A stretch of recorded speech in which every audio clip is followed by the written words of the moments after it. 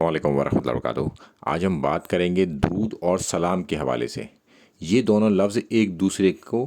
بدلے بھی جا سکتے ہیں، یعنی کہ درود کی جگہ سلام اور سلام کی جگہ درود بھی کہا جا سکتا ہے۔ یہ انٹرچینجیبل ورڈز ہیں۔ تو سب سے پہلے ہم پیش کرتے ہیں حضرت عبداللہ ابن عمر رضی اللہ تعالیٰ عنہ کا عمل۔ جب وہ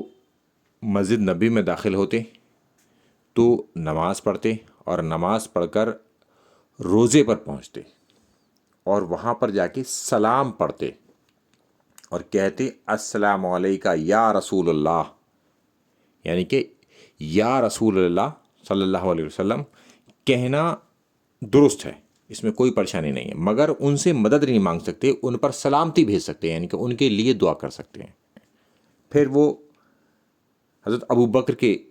طرف جاتے، کیونکہ وہ پاس پاس ہیں تینوں قبریں، تو وہاں بھی یہ کہتے السلام علیکہ یا ابا بکر، اور پھر اپنے والد یعنی کہ حضرت عمر کی قبر پہ جاتے اور کہتے السلام علیکہ یا عمر، یا پھر میرے والد۔ یہ دونوں روایتیں آپ کو مل جائیں گی اس حوالے سے۔ تو اگر کوئی شخص کسی مرے ہوئے شخص کو، یعنی کہ جو دنیا سے جا چکا ہے، اس کو سلام بھیجنا چاہتا ہے تو وہ یا اس کے ساتھ اس کا نام لے سکتا ہے۔ مثال کے طور پر یا علی وہ کہہ سکتا ہے، مگر مدد کے طور پر نہیں، ان پر سلامتی کے طور پر وہ ایسے کہہ سکتا ہے کہ السلام علیکہ یا علی، یا وہ یہ بھی کہہ سکتا ہے کہ السلام علیکہ یا شیخ عبد القادر جیلانی، چونکہ ان دونوں کے نام پر مدد مانگی جاتی ہے، مگر قرآن و حدیث میں آپ کو جو چیزیں ملیں گی وہ اس کے مخالف ملیں گی۔ جو دنیا سے جا چکا ہے اس سے مدد نہیں لینی، جو دنیا سے جا چکا ہے اس کو دعائی کلمات کے ساتھ پکارنا ہے، اور پکارنا کسے؟ اللہ کو، یعنی کہ اللہ تعالیٰ ان پر درود بھیجے گا، ان پر سلام بھیجے گا، ان پر رحمت فرمائے گا، ان کے لیے دعا کرنی ہے، نہ کہ ان سے دعا کرنی ہے، ٹھیک ہے، نہ ہی ان سے مدد مانگنی ہے۔ تو یہ عقیدہ بالکل واضح ہو جانا چاہیے یہاں پر۔ اب ہم چلتے ہیں اس کے آگے۔ اللہ کے رسول صلی اللہ علیہ وسلم نے فرمایا، بے شک اللہ کے کچھ فرشتے زمین پر چلتے رہتے ہیں اور وہ میری امت کی طرف سے مجھ پر سلام پہنچاتے ہیں، یعنی کہ امت کا کوئی بھی شخص اگر اللہ کے رسول صلی اللہ علیہ وسلم پر سلام پڑھے گا تو وہ سلام اللہ تعالیٰ اللہ کے رسول صلی اللہ علیہ وسلم تک پہنچا دے گا، یعنی کہ وہ دعائی کلمات اللہ کے رسول صلی اللہ علیہ وسلم تک پہنچ جائیں گے۔ اللہ کے رسول صلی اللہ علیہ وسلم سے دعا نہیں مانگنی، ان تک اپنے دعائی کلمات پہنچانے، اور پہنچائے گا کون؟ اللہ۔ اچھا، پھر اس کے آگے ہم چلتے ہیں کہ اللہ کے رسول صلی اللہ علیہ وسلم فرماتے ہیں کہ اپنے گھروں کو قبرستان نہ بناؤ، نہ میری قبر کو عید یعنی کہ زیارت گاہ بناؤ، مجھ پر درود بھیجو، ٹھیک ہے، یعنی کہ اللہ کے رسول صلی اللہ علیہ وسلم کی قبر کو بھی زیارت گاہ نہیں بنانا ہمیں، اور اللہ کے رسول صلی اللہ علیہ وسلم پر درود بھیجنا ہے، کیونکہ تم جہاں بھی ہو تمہارا درود مجھ تک پہنچا دیا جاتا ہے، یعنی کہ ہم دنیا کے کسی بھی حصے سے بیٹھ کر درود و سلام پڑھ سکتے ہیں اور وہ ہمارا درود و سلام اللہ تعالیٰ انہیں پہنچا دے گا، یعنی کہ ہماری دعائیں ان تک پہنچ جائیں گی۔ جو ہم سلامتی کی دعا مانگ رہے ہیں، درود کیا ہے؟ دعا ہے، اور سلام کیا ہے؟ وہ بھی دعا ہے۔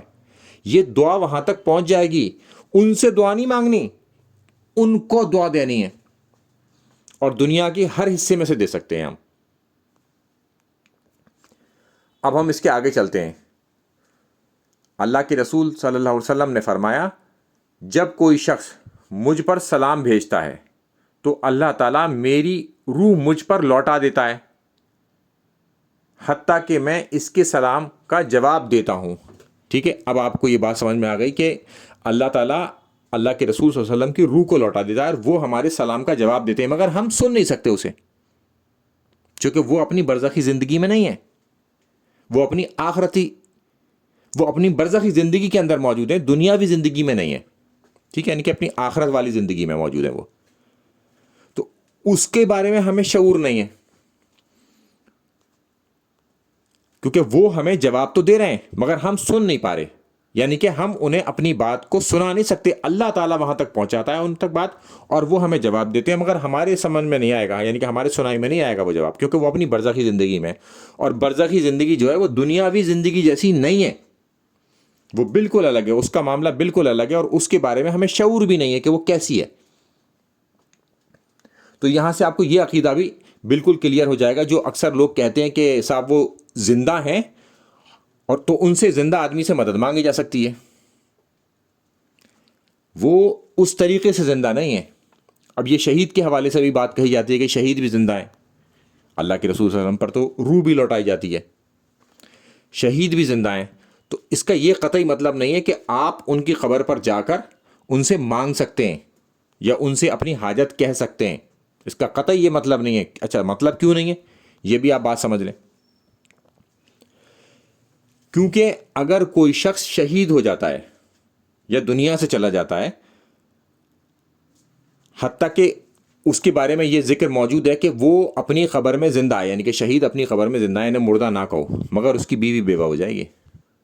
اور اس کی بیوی دوسری جگہ شادی بھی کر لے گی، اور اس کے بچے بھی یتیم ہو جائیں گے، ٹھیک ہے، اور اس کی جو پراپرٹی ہوگی وہ ان بچوں میں بٹ بھی جائے گی، اس کی بیوی میں بٹ بھی جائے گی، حالانکہ وہ زندہ ہے، مگر وہ زندہ کیسے ہے؟ وہ اپنی برزخی زندگی میں زندہ ہے، دنیاوی زندگی میں نہیں ہے، تو لہٰذا اس کے بچے بھی یتیم ہو جائیں گے، اس کی بیوی بھی بیوہ ہو جائے گی، اور وہ کہیں اور شادی بھی کر سکتی ہے اب،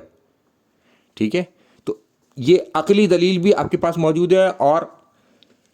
قرآن و سنت سے بھی آپ کے پاس یہ دلیل موجود ہے کہ وہ جو اپنی زندگی کے اندر موجود ہے وہ برزخی زندگی ہے، جس کے بارے میں ہمیں کوئی شعور نہیں، اور وہ دنیاوی جیسی نہیں ہے، تو لہٰذا دنیاوی جیسا ٹریٹمنٹ نہیں ہو سکتا اس کے ساتھ، کیونکہ اس کی بیوی بیوہ ہو جاتی ہے اس کے مرنے کے بعد، حالانکہ وہ اپنی قبر میں زندہ ہے، اور اللہ تعالیٰ انہیں غذا بھی پہنچاتا ہے، اس کے بچے بھی یتیم ہو جائیں گے، اس کی پراپرٹی بھی ڈسٹریبیوٹ ہو جائے گی، حالانکہ وہ اپنی قبر میں زندہ ہے۔ وہ زندہ کیسے ہے؟ برزخی زندگی میں، نہ کہ دنیاوی زندگی میں، تو لہٰذا دنیا کا جو قانون ہے وہ اس پر لگے گا کہ وہ دنیا سے جا چکا، اس کی بیوی بھی بیوہ ہو جائے گی، اس کی وہ نکاح بھی کہیں اور کر سکتی ہے، اور اس کے بچے بھی یتیم ہو جائیں گے، اور وہ پراپرٹی ڈسٹریبیوٹ بھی کر سکتے ہیں، ٹھیک ہے۔ تو وہ دنیاوی والا معاملہ ہوگا اس کے ساتھ، برزخی والا نہیں، کیونکہ برزخ میں تو وہ زندہ ہے۔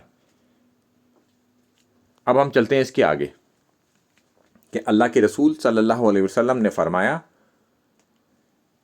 ان سے عرض کی گئی کہ یا اللہ کے رسول صلی اللہ علیہ وسلم، آپ ہمیں درود بھیجنا سکھا دیں۔ صحابہ نے کہا اللہ کے رسول صلی اللہ علیہ وسلم، تو پھر انہوں نے بتایا کہ وہ درود جو آپ نماز میں درود ابراہیم پڑھتے ہیں، تشہد میں جب اتحیات میں آپ بیٹھتے ہیں، اصل میں وہ درود ہے جو اللہ کے رسول صلی اللہ علیہ وسلم پر اور ان کی آل پر بھیجا جاتا ہے،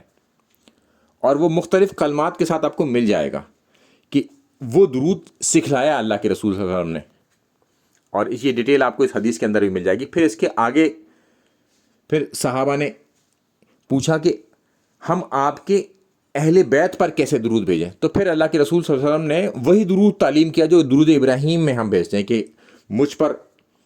رحمت اور میری آل پر رحمت بھیجا، اسی طرح سے جس طرح سے کہ ابراہیم علیہ السلام پر تو نے رحمت بھیجی، میری آل میں اسی طرح سے برکت دے جس طرح سے تو نے ابراہیم علیہ السلام کی آل میں برکت دی، تو بڑی بزرگی والا ہے۔ اور اللہ کے تعریف کلمات کے ساتھ جو درود ابراہیم ہے وہ ان ساری چیزوں کو کور کرتا ہے۔ اس کے بعد، اور وہ درود ابراہیم میں عربی کے ٹیکسٹ میں ڈسکرپشن باکس میں لگا دوں گا، یہ تمام دلیلیں آپ کو اس کے اندر مل جائیں گی۔ پھر اللہ کے رسول صلی اللہ علیہ وسلم نے فرمایا کہ جو شخص مجھ پر ایک مرتبہ درود بھیجتا ہے تو اللہ تعالیٰ اس پر 10 رحمتیں نازل فرماتا ہے، اور اس کے 10 گناہ معاف ہو جاتے ہیں، اور 10 درجات بڑھا دیے جاتے ہیں۔ اب ہم اس کے آگے چلتے ہیں کہ اللہ کے رسول صلی اللہ علیہ وسلم نے فرمایا کہ جو شخص کوئی میرے اوپر ایک مرتبہ درود بھیجتا ہے اس پر 10 رحمتیں بھیجی جاتی ہیں۔ میں نے کہا تھا نا، درود اور سلام انٹرچینجیبل ورڈ ہے، آپ یہاں پر اس سے اندازہ لگا لیں گے اس حدیث کے ساتھ کہ اگر کوئی شخص اللہ کے یعنی کہ امتی اللہ کے رسول صلی اللہ علیہ وسلم پر ایک مرتبہ سلام بھیجتا ہے تو اللہ تعالیٰ اس پر 10 مرتبہ سلامتی بھیجتا ہے، یعنی کہ آپ اللہ کے رسول صلی اللہ علیہ وسلم کو دعائی کلمات کے ساتھ پکارتے ہیں، یعنی کہ ان کے لیے دعا کرتے ہیں درود میں ہم ان کے لیے دعا کر رہے ہوتے ہیں، ان کی آل کے لیے دعا کر رہے ہوتے ہیں، ان کی ازواج کے لیے دعا کر رہے ہوتے ہیں. تو اللہ تعالیٰ ہم پر رحمت بھیجتا ہے. جب ہم ان پر سلامتی بھیجتے ہیں، سلام بھیجتے ہیں، تو اللہ تعالیٰ ہم پر 10 مرتبہ سلامتی بھیجتا ہے. تو یعنی کہ جو دنیا سے جا چکا ہے اس کے لیے ہم دعا کریں گے، اس سے دعا نہیں مانگیں گے. میں بار بار اس بات کو ریپیٹ کر رہا ہوں تاکہ مسئلہ بالکل صاف ہو جائے. لوگوں نے شرک کرنے پر لوگوں کو ابھار دیا ہے اور غلط طریقے سے چیزوں کی تعویل کرتے ہیں. آدھی حدیث بتاتے ہیں اور آدھی حدیث چھپا لیتے ہیں. آدھا عقیدہ بیان کیا، آدھا چھپا لیا. پورا کریں گے تو ان کی خود نفی ہو جائے گی وہیں. اب ہم چلتے ہیں اس کے آگے کہ اللہ کے رسول صلی اللہ علیہ وسلم نے فرمایا کہ مجھ پر سب سے زیادہ درود بھیجنے والا قیامت کے دن میرے سب سے قریب ہوگا. یعنی کہ درود کا اتنا بڑا مرتبہ ہے کہ جب اللہ کے رسول صلی اللہ علیہ وسلم اور ان کی آل پر آپ درود بھیجتے ہیں، یعنی کہ دعائی کلمات دیتے ہیں انہیں، تو آپ اللہ کے رسول صلی اللہ علیہ وسلم کے اتنے ہی قریب ہو جاتے ہیں. اب اللہ کے رسول صلی اللہ علیہ وسلم نے درود کے حوالے سے ایک اور سخت بات فرمائی کہ جس شخص کے سامنے اللہ کے رسول صلی اللہ علیہ وسلم کا ذکر ہو اور وہ ان پر درود نہ بھیجے تو وہ بخیل ہے، یعنی کہ کنجوس ہے. اب ایک آخری اور خطرناک بات کہ ایسے شخص کی خاک ناک آلود ہو، یعنی کہ وہ برباد ہو جائے، جس کے سامنے اللہ کے رسول صلی اللہ علیہ وسلم کا نام آئے، ذکر کیا جائے اور وہ ان پر درود نہ بھیجے. دوسرا شخص جو رمضان کو پائے اور اپنی مغفرت نہ کرا پائے تو وہ بھی برباد ہو جائے. اور برباد ہو جائے وہ تیسرا ایسا شخص جو اپنے والدین کو بڑھاپے میں پائے، دونوں میں سے کسی ایک کو، اور ان کی خدمت کرے نہ کرے اس طریقے سے کہ وہ اپنے لیے جنت کو پالے، تو پھر وہ بھی برباد ہو جائے. یعنی کہ یہ 3 موقع ہیں. ایک تو درود بھیجنا ہے ہمیں، ایک رمضان آ جائے تو اس میں عبادت میں اضافہ کر دینا چاہیے تاکہ ہماری بخشش ہو جائے، اور جب ہمیں والدین ہمیں ملیں بڑھاپے میں تو ان کی اس قدر خدمت کرے کہ اللہ تعالیٰ خوش ہو کے ہمیں جنت عطا فرما دے. تو یہ تمام چیزیں اس میں کلیئر ہو گئیں، اور یہ تمام چیزیں ڈسکرپشن باکس کے اندر آپ کو اویلیبل ہو جائیں گی، اور درود ابراہیم بھی میں اس کے اندر لگا دوں گا. وہ آپ کو مختلف جگہ پر کچھ الفاظ کے بدلاؤ کے ساتھ مل جائے گا، مگر جو موٹے موٹے طور پر ہم نماز میں پڑھتے ہیں وہ میں لگا دوں گا. السلام علیکم ورحمۃ اللہ وبرکاتہ.